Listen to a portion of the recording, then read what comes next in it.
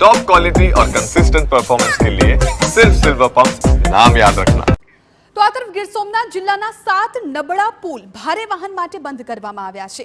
Gambhira bridge દુર્ઘટના બાદ રાજ્યભરના બ્રિજની તપાસ શરૂ કરવામાં આવી, ત્યારે ગીર સોમનાથ જિલ્લાના 45થી વધુ પુલોની તપાસ બાદ 7 પુલ ભારે વાહનો માટે બંધ કરવામાં આવ્યા। સાથે જ પુલ પર કોઈ ભારે વાહન જાય નહીં તે માટે બેરિયર પણ લગાવી દેવામાં આવ્યા।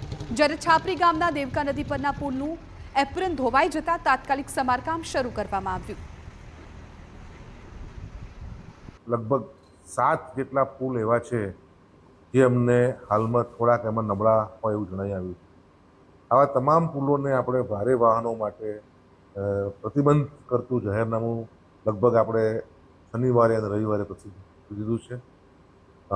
ભારે વાહનો પ્રવેશ ના કરી શકે એટલા માટે ત્યાં બેરિયર લગાવવાનું કામ પણ અત્યારે પ્રગતિમાં છે, જેથી કરીને એ જાહેરનામાનો ભંગ ના થાય અને જાણતા અજાણતા કોઈ દુર્ઘટના ના થાય